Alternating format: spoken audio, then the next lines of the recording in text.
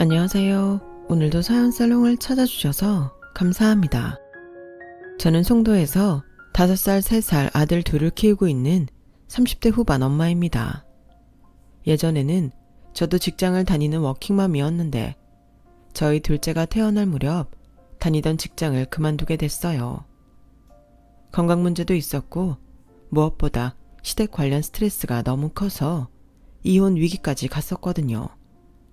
그때는 세상에 뭐 이런 경우가 다 있나 어이없고 화만 나서 우울함도 많았는데 남편과 아이들 때문에 마음을 고쳐먹고 지금은 그럭저럭 남편까지 포함해 남자 셋을 호령하며 큰 소리치고 살고 있답니다. 시어머니는 좀 특이한 분이었어요. 물론 그때는 그걸 인지하지는 못했죠. 그저 다른 시어머니와는 다른 분이구나. 조금 특이하지만 자기 주관이 뚜렷하시구나 정도로만 생각했었는데 이게 알고 보니 전부 사기였어요.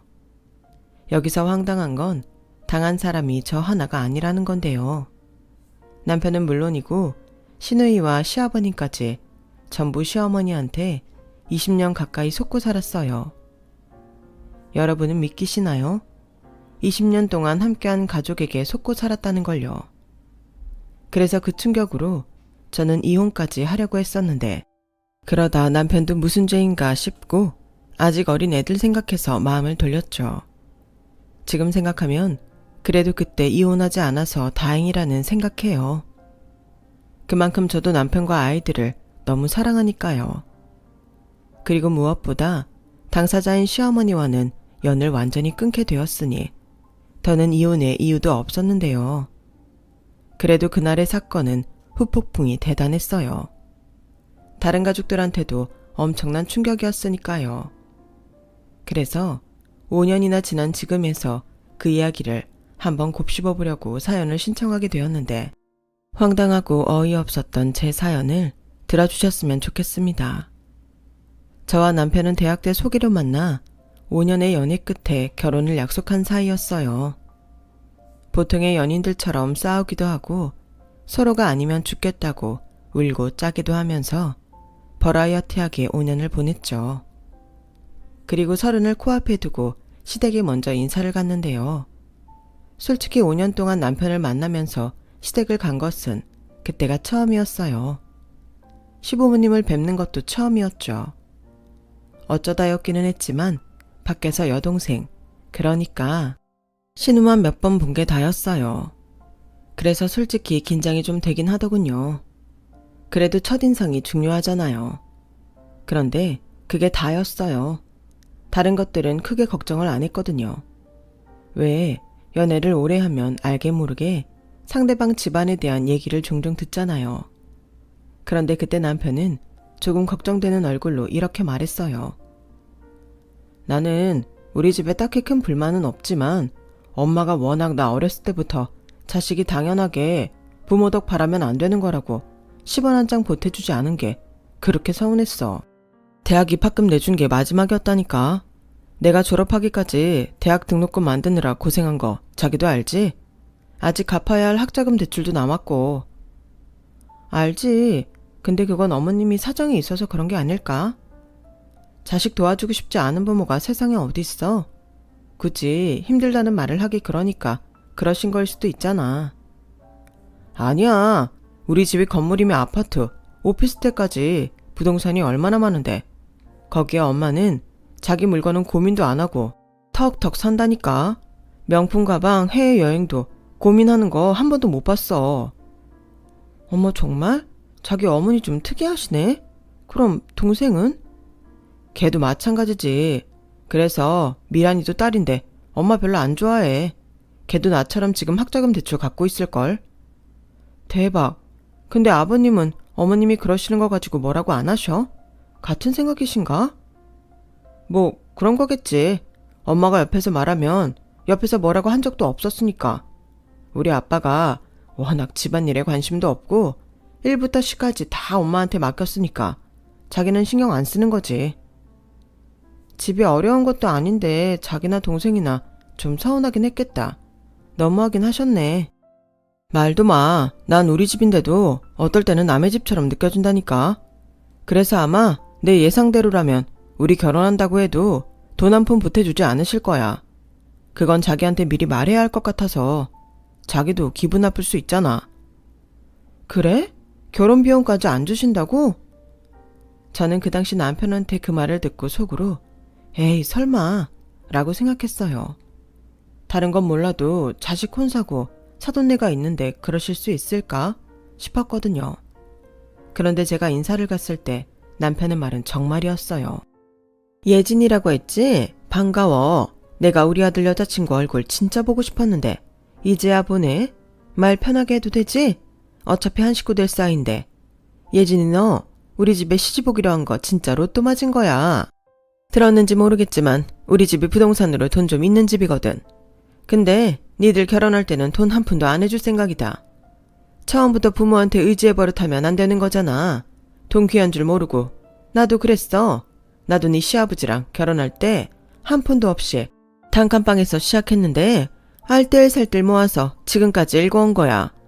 요즘 애들은 당연하게 부모한테 집이다 예물이다 이것저것 받아 챙기는데 나는 그거 진짜 반대다. 그게 뭐니? 결혼이라는 게 부모로부터 독립해서 자기 가정을 이루는 건데 자기 힘으로 시작해야 의미가 있지. 안 그래? 대신 우리가 갖고 있는 거 우리 죽으면 다 니들 거지. 그러니 괜히 지금 당장 돈 안 준다고 곱깝게 생각하지 말고 자식된 도리 며느리 도리는 제대로 해야 한다. 아마 우리 집이 갖고 있는 부동산들 시세만 따져도 50억은 좋게 넘을 거야. 예진이 너 아주 탱 잡은 거라니까. 시어머니는 무슨 개똥철학을 초면인 저한테 장황하게 늘어놓으시면서 저한테 연신 자기 집에 시집 오는 건 최고의 선택이라며 저를 비행기 태우셨어요. 솔직히 좀 황당하긴 하더라고요. 형편이 어려우셔서 보태주지 못하신다고 하면 그건 당연히 제가 이해할 수 있는 일인데 시어머니는 자기네들은 남보다 경제적으로 여유가 많다고 어필하시면서 돈 한 푼 주지 않겠다고 하시니 사람을 갖고 노는 것도 아니고 좀 기분이 그렇더라고요. 거기에 나중에 유산 상속받을 거 생각해서 자기한테 할 도리는 다 하라고 강조까지 하시니 어른에게 이런 표현을 쓰는 게 좀 그렇지만 비호감이었어요.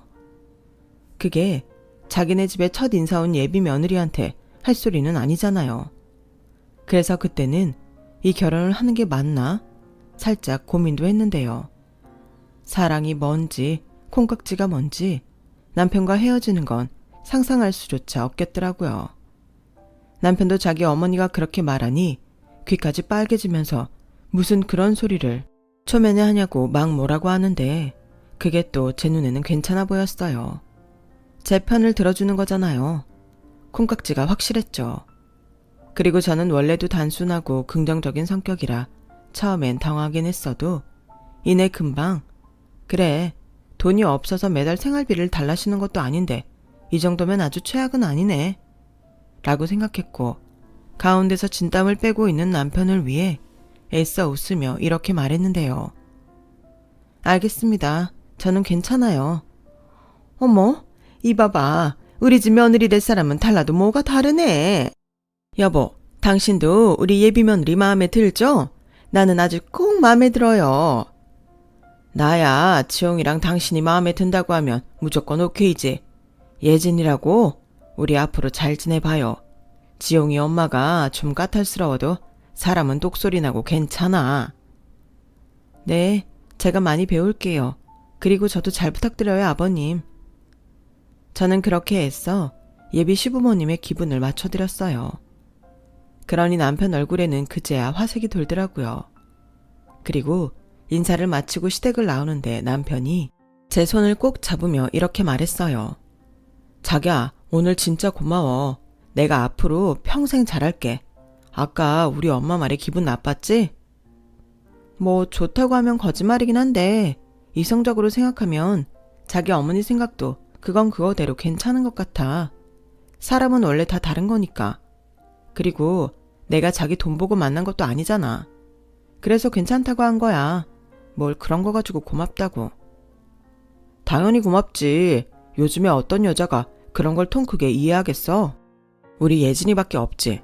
역시 자기는 최고야. 땡 잡은 건 나라니까. 남편은 아무래도 그 상황을 긍정적으로 넘긴 제가 그렇게 고마웠나 봐요. 그리고 제 주변 친구들한테 이 사실을 말했더니 무슨 그런 시어머니가 다 있냐며 나중에 줄 유산 중에 몇 억만 떼서 신혼집에 보태줘도 될 것을 굳이 그렇게 하냐고 한 소리를 했는데 그때는 제가 좀 묘안이 되긴 하더군요. 저만 이상하게 생각하는 게 아니라는 게 묘하게 안심이 됐어요. 그리고 저희 친정에서는 처음엔 좀 이상해하며 의아해하다. 이내 저한테 이렇게 말씀하셨는데요. 그래 뭐 자식이 결혼한다고 돈을 꼭 보태야 하는 건 아니지. 강요할 수 있는 것도 아니고. 근데 요즘 세상이 너무 힘드니까 자식들 덜 고생하게 조금 도와주는 건데 당신께서 주관이 그렇다고 하시니 그건 어쩔 수 없지. 대신 큰 평수는 좀 힘들어도 작은 평수 아파트는 엄마가 내 아빠랑 상의해서 우리 쪽에서 하는 걸로 하자. 정말 그렇게 해줄 거야?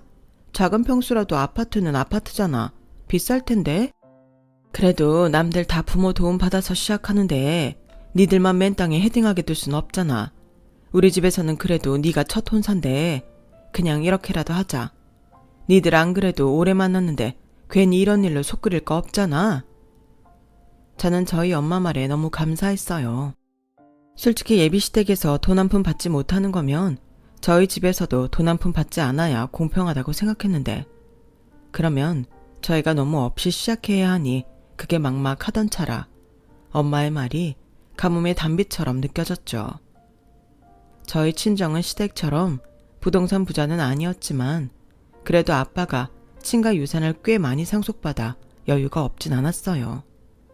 그래서 저희 아빠도 동의하셔서 친정에서 작은 평수 아파트를 마련해 주시기로 하셨는데 그 사실을 안 시어머님이 아주 정색을 하시며 난리도 아니시더군요. 무조건 받으면 안 된다고, 그러면 자신의 가치관에 어긋난다며 남편을 그렇게 잡았다고 했는데요.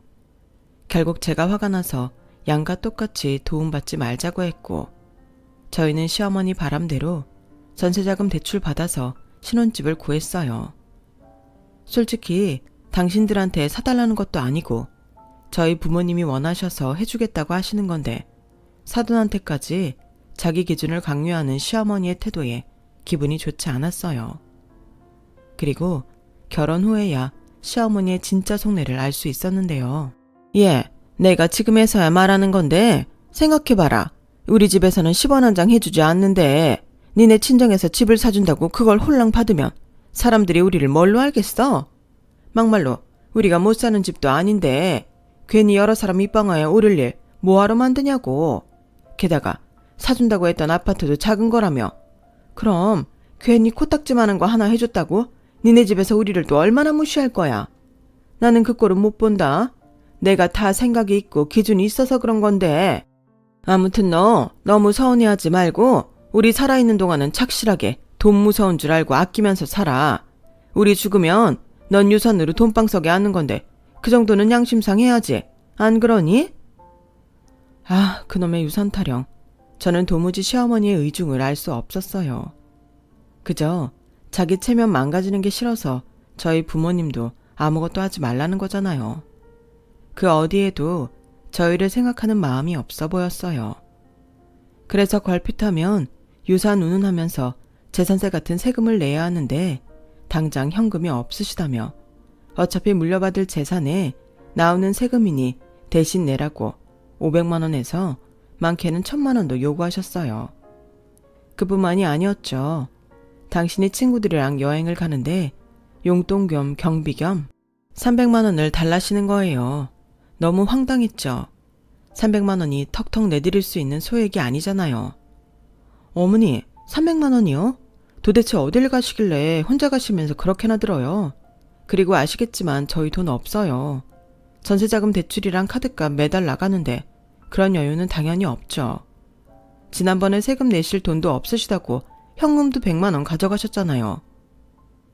아니 그야 그 돈은 어차피 너희가 물려받을 재산이니까 조금 도움을 받을 수도 있는 거고.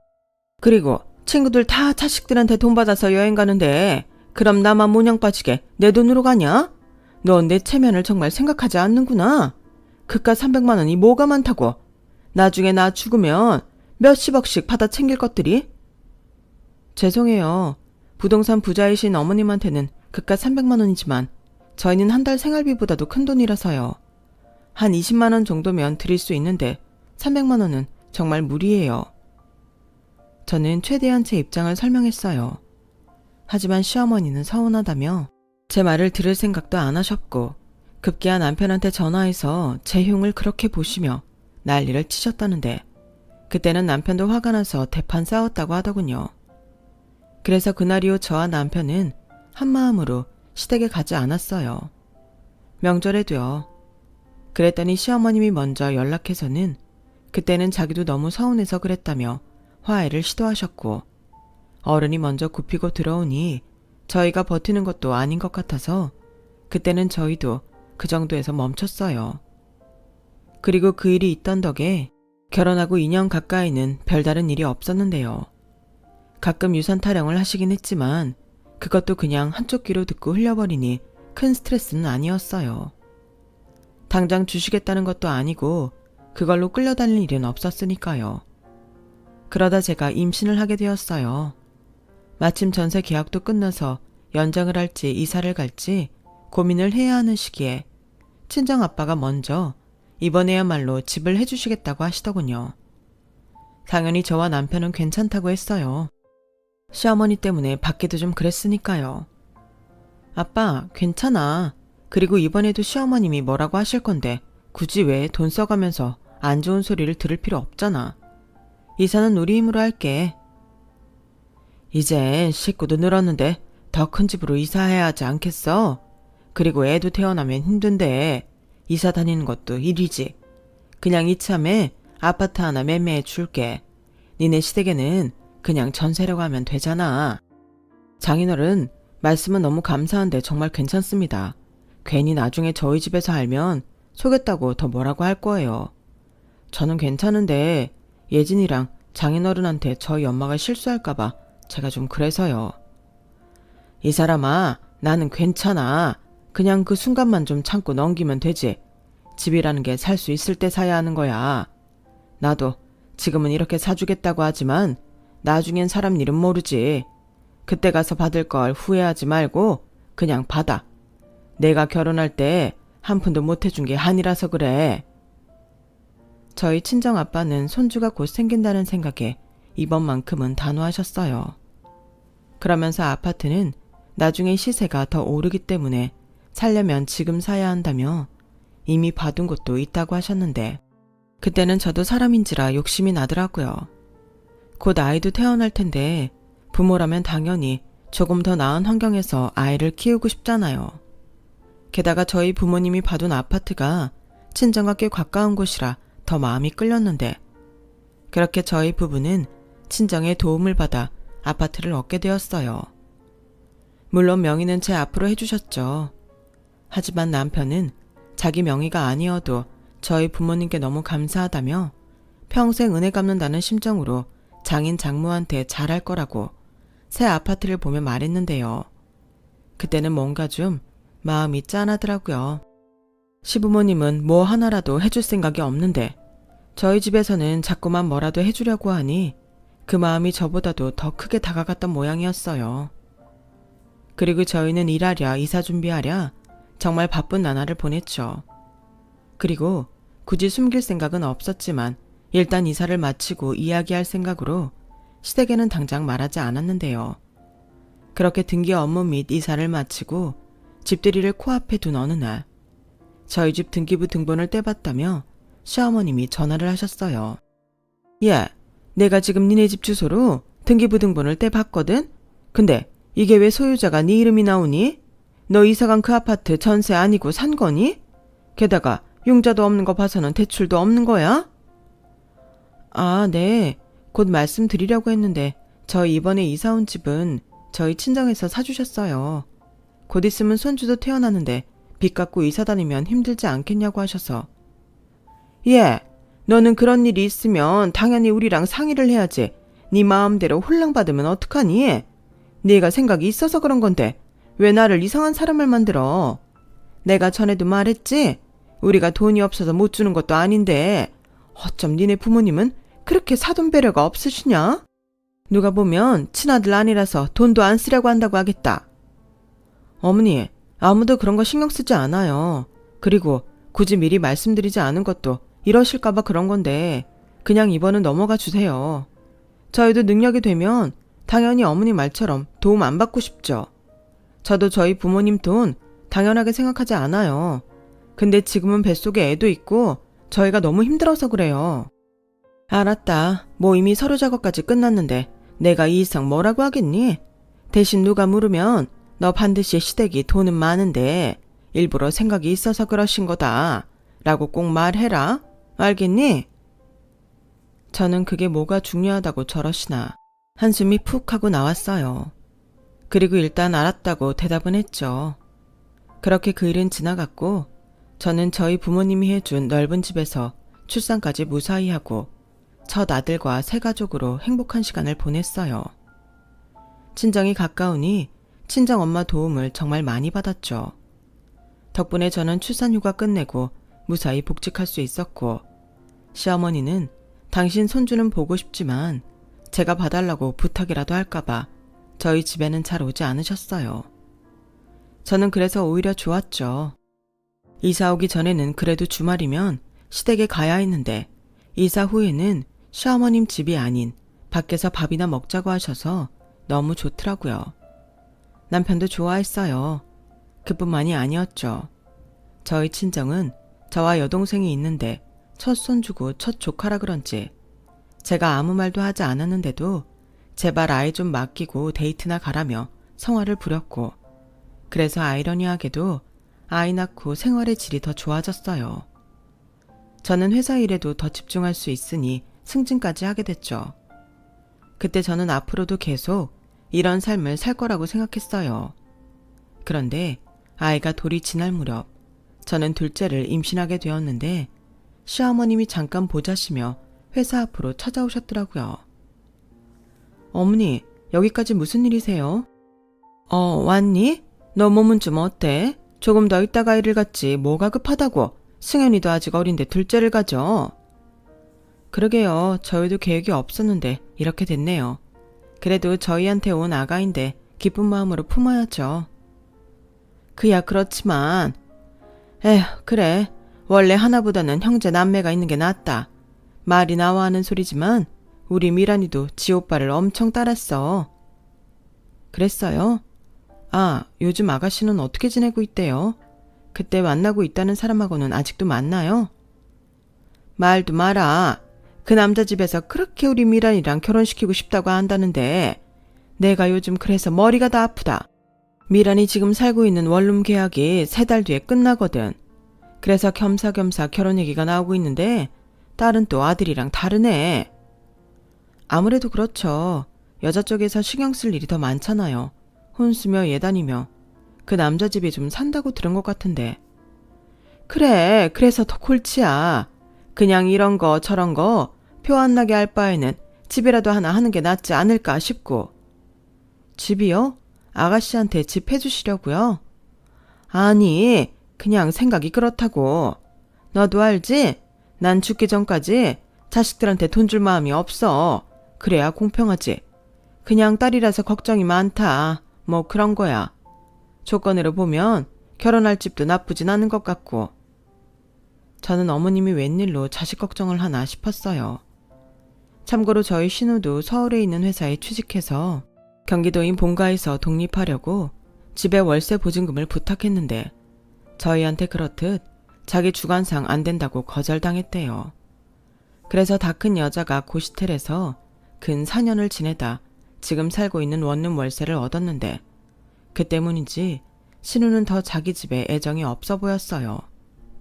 어버이날이나 명절 생신에는 10만 원 이상 용돈 드린 적도 없고요. 그래도 고실텔과 원룸 월세 살면서 악착같이 적금이다 펀드다 해서 돈을 꽤 모았다고 했는데 그래도 서울은 물가가 비싸니 어려움이 많긴 하나 보더라고요. 그래도 아가씨가 워낙 야무지니까 알아서 잘할 거예요. 지금까지도 잘해왔잖아요. 그래도 저 혼자 어쩌겠어. 내가 딸 자식 떼어놓고 사느라 속이 시커멓게 다 탔는데 이젠 시집 보낼 생각을 하니 걱정이 이만저만이 아니다. 내가 그동안은 표현하지 않았지만 미란이 걔 생각만 하면 가슴에 돌덩이가 든 것처럼 마음이 무거워. 저는 시어머니의 말을 듣고 그래도 딸이라고 생각하는 마음이 다르신가 했어요. 정말 의외라고 생각했죠. 하지만 여전히 이해는 가지 않았어요. 그렇게 딸 걱정이 이만저만이 아닌데 왜 위험하게 고시텔에 살게 했을까요? 그것부터가 말이 안 된다고 생각했어요. 저도 잠깐이지만 서울로 회사를 다닐 때 저희 부모님이 여자 혼자 살기 위험하다며 오피스텔 전세 보증금 해주셔서 거기서 생활한 적이 있었어요. 그래서 시어머니의 말이 묘하게 이상하더라고요. 시어머니 말대로 돈이 없는 집이 아니잖아요. 그래서 저도 모르게 속갯말이 입 밖으로 튀어나오고 말았죠. 어머니, 그렇게 아가씨가 정 걱정이 되시면 어머님이랑 아버님이 아가씨 좀 도와주세요. 어차피 없어지는 돈도 아닌데 갖고 계신 부동산 하나만 정리해도 그럴 여유는 충분하시잖아요. 뭐? 우리더러 미란이를 도와주라고? 예, 내 사전에 그런 일은 없다. 지가 벌어서 지 앞가림해야지. 어디서 다 큰 자식이 부모한테 손을 내밀어. 그럴 거였으면 니들 결혼할 때도 떡하니 지금 사는 집보다 더 좋은 집 해줬지. 저는 속으로 그럼 어쩌라고? 라고 생각했어요. 걱정이 많으면 도와주면 될 일이고 자기 주관대로 생각하시려면 야무진 딸을 믿고 생각 안 하시면 될 일인데 도무지 어느 장단에 맞춰 손바닥을 쳐야 할지 모르겠더라고요. 게다가 시누이는 그다지 살가운 성격이 아니고 독립적인 성향이 강해서 결혼 전에 몇 번 보긴 했어도 결혼 후에는 따로 본 적은 없었어요.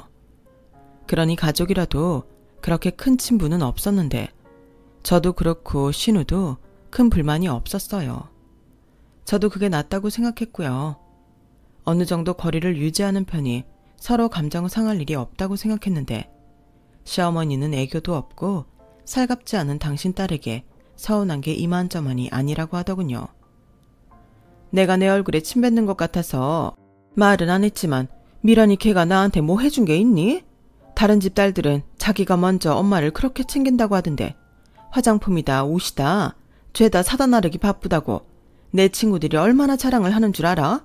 휴가 받으면 같이 놀러 가자고 쟤들이 다 알아서 예약하고 그런다는데 우리 딸은 생전 그런 센스가 없잖아. 나 먹으라고 빵 쪼가리 하나 사오는 법이 없다니까.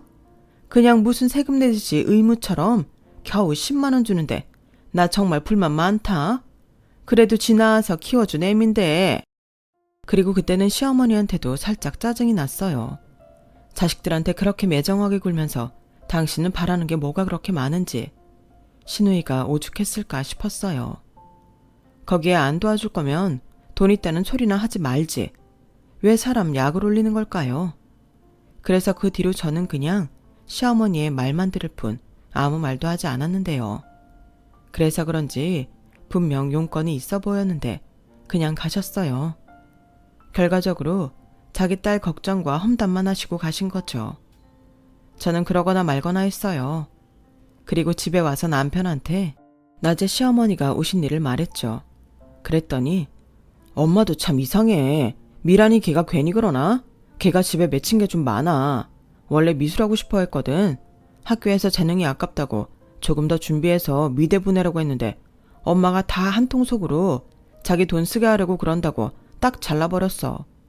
그때 미란이 걔가 울면서 어른 되면 갚겠다고 딱 대학 입학금까지만 해달라고 빌었는데 엄마가 나중은 없는 거라고 매정하게 잘라버렸어. 걔 그래서 집에 더 정이 없는 거야. 난 내 동생 이해해. 아마 시집가면 더 할걸. 라고 남편이 신우 편을 들며 말을 하는데 저는 신우한테 그런 사정이 있는 줄은 그때 처음 알았어요. 그리고 저도 신우의 마음이 100번 1000번 이해가 가더라고요. 돈이 없어서 못 보내주는 거라면 가슴 아픈 일이지만 돈도 많다면서 자식이 하고 싶은 일을 못하게 한다는 게 계모도 아니고 말이 안 되잖아요. 저는 그 순간만큼은 마치 제 일처럼 화가 났어요. 신우가 너무 불쌍하게 느껴졌거든요. 물론 지금은 직장 다니면서 나름 만족하며 지내고 있는 것처럼 보이지만 신우의 그 서운함이 어디로 갔을까? 매달 10만 원씩 주는 것도 대단하다는 생각이 들더군요. 저라면 그것도 안 주고 싶을 것 같았어요. 거기에 나중은 없다고 자기 자식한테 말했다고 하시면서 왜 저한테는 나중에 자기 유산 받으면 돈방석에 앉을 거라는 나중을 생각해서 자기한테 잘하라고 하시는 건지 내로남불이 따로 없었죠. 그러니 원래도 없던 정이 더 뚝 떨어졌고 그냥 인간적으로 시어머니와는 거리를 두고 싶었는데 며칠 뒤 이번에는 시어머님이 전화를 하셨어요.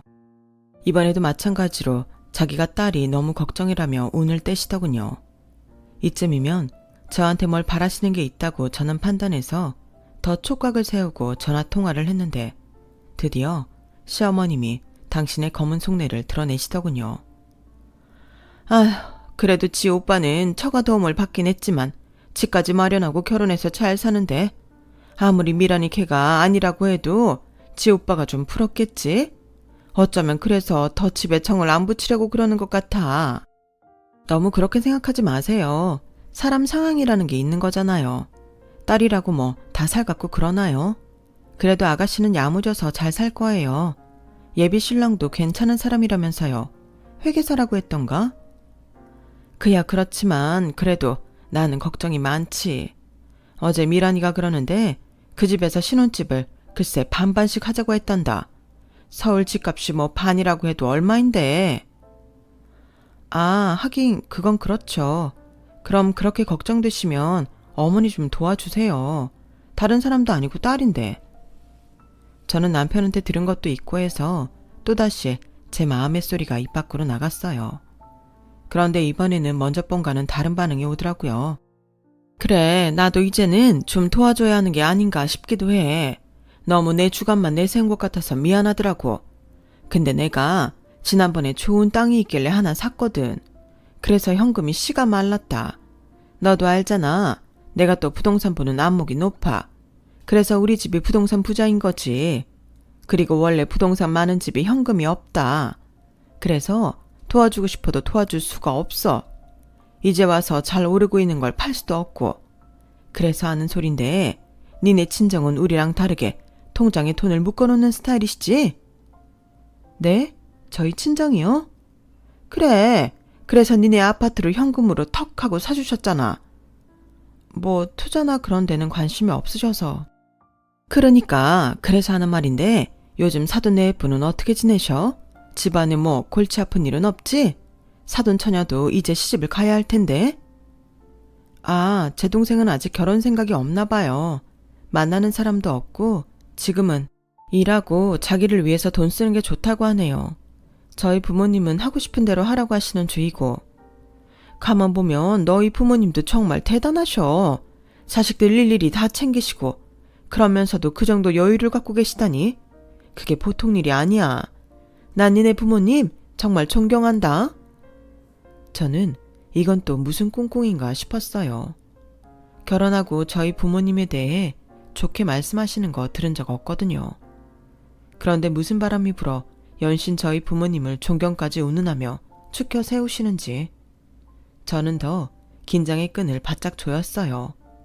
그리고 설마 했던 말을 꺼내시더군요. 저기 사돈께서는 투자 같은 데 관심이 없나? 투자요? 에이, 저희 부모님은 그런 거 싫어하세요.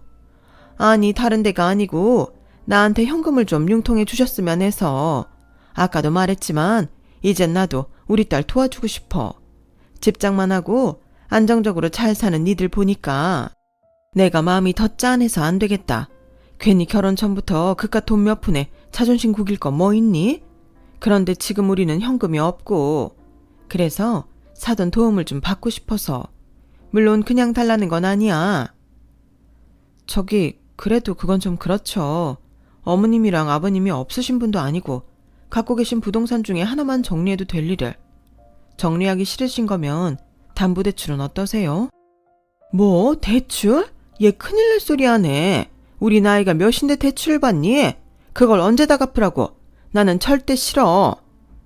아니, 어차피 반반씩 하기로 했으면 공동명의 할 텐데 정 그러시면 상환은 아가씨한테 하라고 해도 되죠. 아니, 그러지 말고 네가 좋게 중간에서 네 부모님한테 말 좀 잘해줘라. 너도 알잖아. 나중에 우리 재산이 다 너희한테 갈 거라는 거. 그럼 나중에 거기서 네가 해결해드리면 되잖아. 그때는 이자까지 팍팍 쳐서 더 드려도 된다. 이만하면 남는 투자 아니니? 네? 아니 어떻게 사돈한테 그런 부탁을 하실 생각을 하세요? 저도 싫어요. 저희 부모님이 왜 자식도 아닌 아가씨 집을 해줘요? 제 동생도 있는데. 아니 네 동생은 결혼 생각도 없다며. 그럼 당장 그 돈 쓸 데도 없는데 투자라고 생각하고 쓸 수도 있지. 내가 떼먹을까봐 그러니? 그런 게 아니라 발상부터가 이상하잖아요. 누가 사돈한테 돈 요구를 해요? 뭐? 내가 언제 돈 요구를 했다고 그래? 그냥 부탁을 좀 하고 싶다는 거지. 이만한 조건이면 쌍방 이득이잖아. 너는 무슨 애가 이렇게 오바를 떠니? 제가요? 어머님이야말로 어떻게 저한테 그런 말씀을 하세요. 저 결혼할 때는 주관이 어쩌고 하시면서 시댁 체면 때문에 저희 친정 도움도 못 받게 하셨잖아요.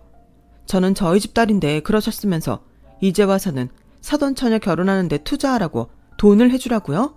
이게 말이 된다고 생각하세요? 왜 말이 안 되니? 그리고 너는 네 동생 아니라고 우리 미란이가 딱하지도 않아? 지는 지 부모 덕에 좋은 아파트에서 걱정 없이 살면서 어쩌면 매정하게 그러냐? 네가 그러니까 더 우리 애가 집에 정이 더 없는 거야. 니들만 잘 살면 그만이야? 나도 니들 그렇게 사는 거 보면 괘씸한데 미란이 걔는 오죽하겠냐고. 이번에는 그 이유가 저 때문이에요? 그거야 다 어머님 때문이죠. 저도 들었어요. 아가씨 미대 가고 싶어 했는데 어머니가 돈 많이 든다고 안 된다고 하셨다면서요. 그래서 아가씨가 나중에 갚을 테니 입학금만 해달라고 해도 나중은 없는 거라고 하셨다면서 왜 이제 와서 제 탓을 하세요? 아가씨가 그러는 건 어머님 때문이에요.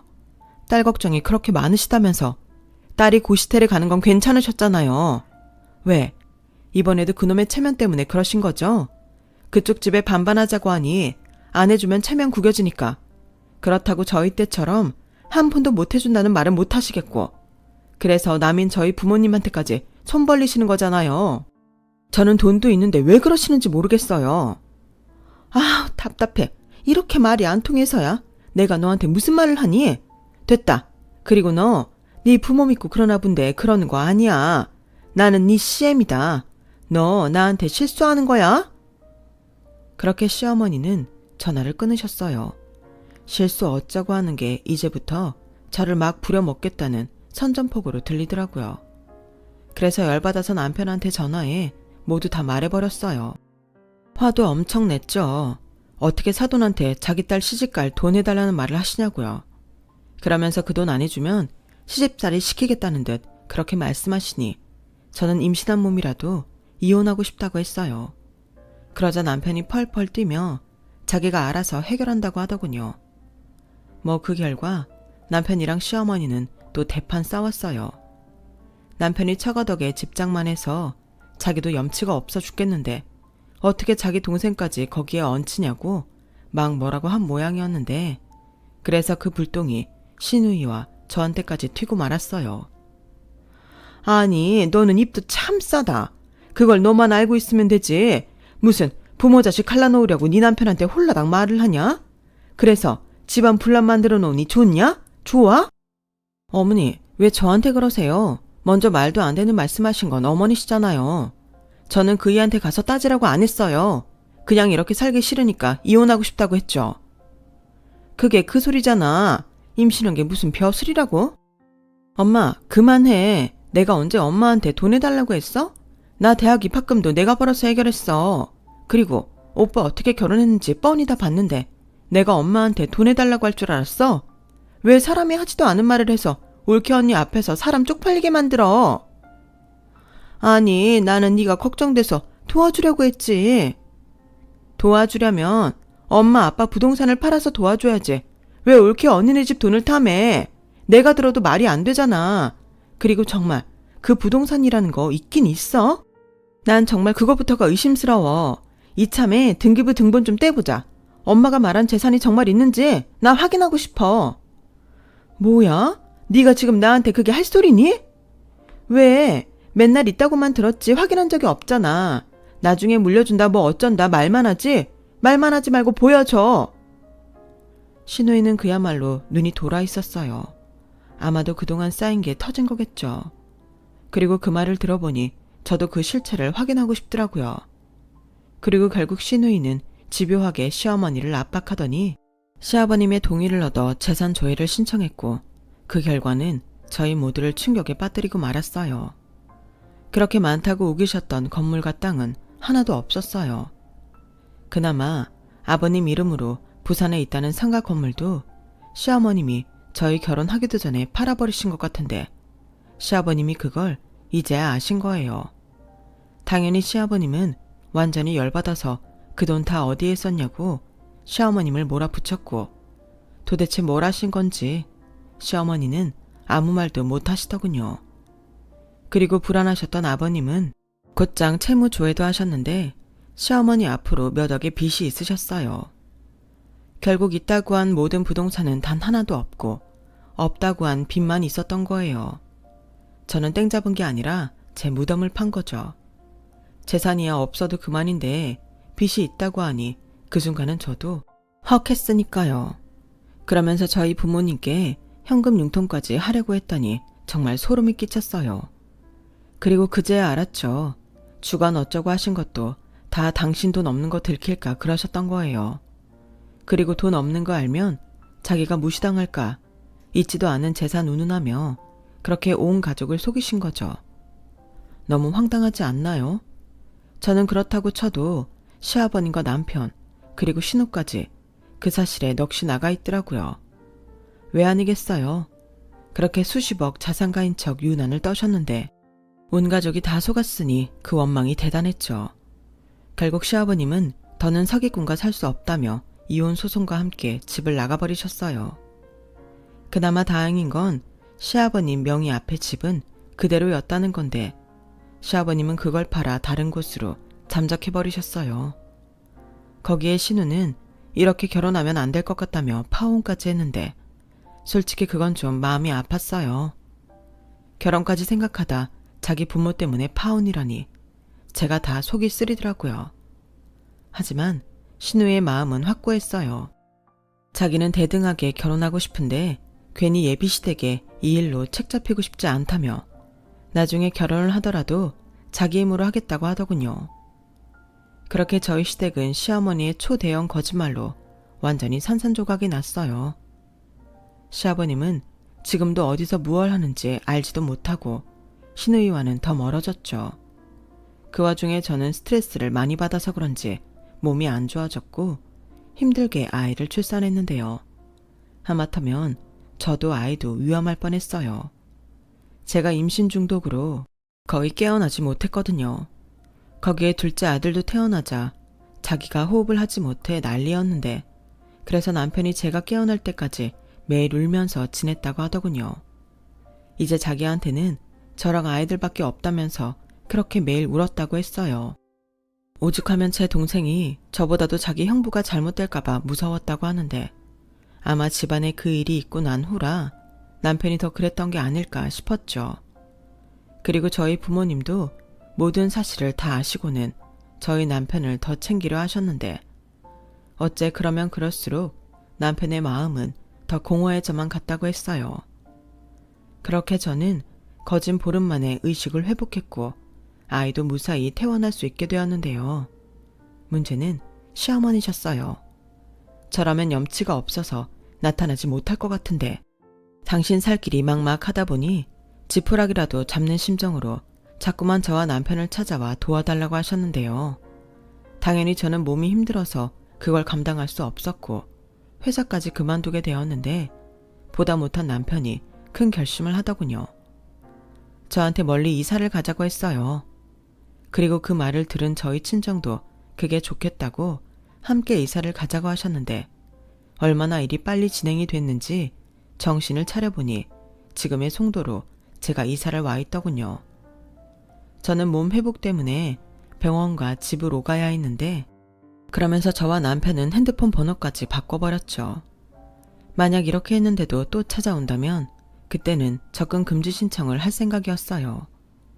그런데 그게 그래도 효과가 있었는지 지금까지 시어머니와 연은 끊겼어요. 이걸 다행이라고 하는 게 맞는 건지 가끔 친정 식구들과 제가 너무 잘 지내면 묘하게 남편 눈치가 보여요. 괜히 자기 식구들 생각이 날 것 같아서 의식이 되더라고요. 그리고 저희 부모님은 정말 저희 남편을 아들처럼 챙기시는데 그래서인지 남편도 저희 집안에 든든한 아들처럼 행동해요. 솔직히 힘쓰는 일은 저희 아빠보다도 저희 남편이 더 잘하더라고요.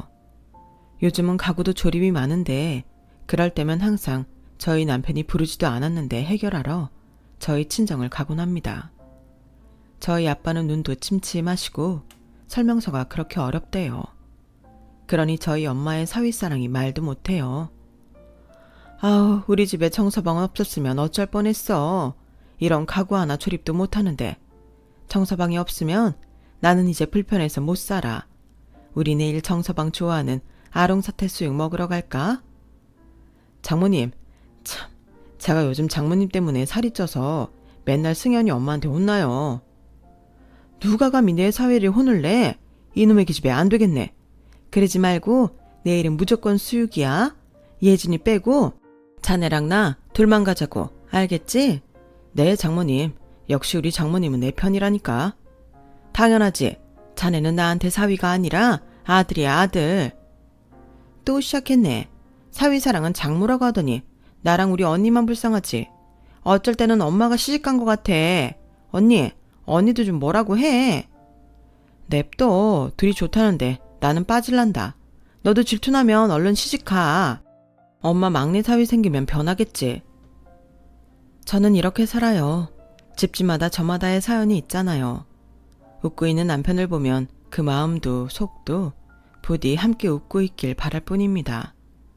저도 아들이 둘이나 있는 엄마로서 저희 시어머니처럼 되지 않기 위해 늘 자각하고 살려고 해요. 그리고 무엇보다 자식 앞에서는 거짓말하지 않겠노라 다짐하고 또 다짐했는데요. 저는 제 아들들이 저와 남편 때문에 속상할 일은 없게 해주고 싶어요. 꼭 그럴 거고요. 저희도 저희 친정 부모님처럼 자식을 위해 도움을 줄 수 있을지는 아직은 잘 모르겠지만 우리 아이들이 크는 동안 마음 다칠 일은 결코 만들지 않을 작정입니다. 어쩌면 그래서 제가 복직할 엄두가 나지 않는 것 같아요. 아직은 엄마 손이 많이 필요한 아이들이라서 당분간은 이렇게 지내려고 해요. 아이들이 학교에 가면 그때는 저도 또 달라지겠죠. 인생엔 정답이 없지만 우리 가족 안에서는 지금이 늘 정답처럼 확신을 갖고 서로를 아끼며 화목하게 살려고요. 인생 뭐 있나요? 지금이 건강하고 행복하면 그만이죠. 저는 앞으로 제 남편과 제 아이들 그리고 기꺼이 저희와 함께 이사까지 한 저희 친정 식구들을 위해 제가 더 많이 노력하면 살 거예요. 그러면 언젠가 저희 남편도 시어머님이 준 상처를 훌훌 털고 더 많이 행복해질 수 있겠죠. 그래도 제 남편인데 저는 제 남편이 세상에서 가장 행복했으면 좋겠습니다. 제 사연은 여기까지예요. 지금까지 제 이야기 어떻게 들으셨나요? 저희 시어머니 같은 이상한 분은 아마 더는 계시지 않겠죠? 거짓으로 대접받고 싶어 오랜 시간 소중한 가족들에게 상처만 준 저희 시어머니 같은 사람은 더는 없었으면 합니다. 그럼 지금까지 제 사연 들어주셔서 대단히 감사드려요. 늘 행복하시고 좋은 사람들과 행복한 날만 되시길 진심으로 바라겠습니다. 고맙습니다. 여러분, 사연 댓글에 응원과 현명한 조언 부탁드려요. 좋아요와 구독은 저에게 큰 힘이 됩니다. 오늘도 좋은 일 가득하세요.